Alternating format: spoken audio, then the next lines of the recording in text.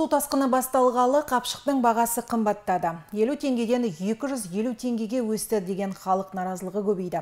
Осыған орай облыс әкімі Серік Шапкенов төтенше жағдай кезінде баға тұрақтылығын қатаң сақтауды тапсырды.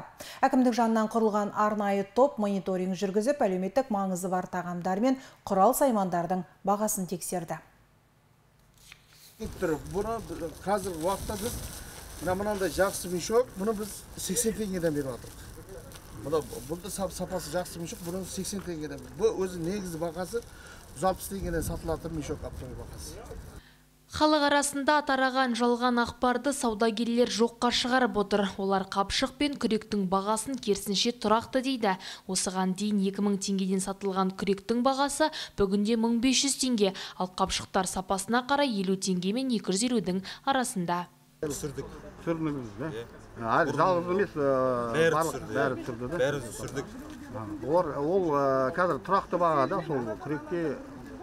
Стандарт сол бағада, бәріміз беріп отырмыз. Мың жарым бізде күрек, қапшық қаншадан саттыңыз? Қапшықты сол арзан бағасы 50 теңгеде сатылды. Арзандары, жасыл қапшық бар, просто. Құрал саймандардан бөлек әлеуметтік маңызы бар 19 азық-түлік бағасы тексерілді. Жұмыс барысында сауда орталығында баға өсімі байқалмады. Бүгінде көтерме бағадағы картоптың бағасы 100 теңге, сәбіз 150, жуа 80, ал қырыққабат бағасы 120 теңге. Өнімдердің көбі жергілікті, ал картопты көршілес Ресейдің Самара қаласынан тасымалдап отыр. Қазіргі уақытта бізде баға тұрақты. Енді жолдың Орал бізге товарлар через Орал келеді. Енді жол қиындық туылмаса, бізде баға қиындық туылмайды. Жауаптылардың айтуынша, сауда орталықтарында әлеуметтік маңызы бар азық-түліктің үстемақы мөлшерін сақтау бойынша және құрал саймандардың бағасына мемлекеттік реттеу нақты көрсетілмесе де, түсіндірме жұмыстары тұрақты түрде жалғаспақ. Бүгінгі таңда нақты әлеуметтік маңызы бар тауарлардан бағасының өсуі байқалмайды. Қазір тұрақты әлеуметтік маңызы бар азық-түлік тауарлардың 19 түрі бар.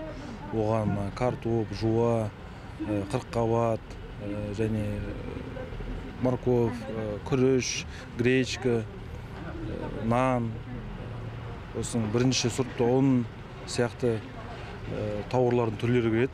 Ал бағанағы помидор, огурцы, немесе қапшық, күрек дегендерге мемлекеттік реттеу нақты көрсетілмеген. Айта кетейік, Атырау облысы бойынша сауда және тұтынушылардың құқықтарын қорғау департаментіне ағымдағы жыл басынан бері әлеуметтік маңызы бар азық-түлік бағасын өсіру бойынша 25 арыз шағым келіп түскен. Ал сәуір айының 2-сі мен 8-і күні үстеме мөлшерін арттырып сатқан 2 кәсіпкерлік субъект анықталды. Оларға әкімшілік құқық бұзушылық туралы кодексінің 204-4 бабының 1 тармағына сәйкес шара қолданылды. Гаухар Нұрлыбекқызы, Ақмарал Бейсенбаева, Талғат Қуанышев, жаңалық қызметі.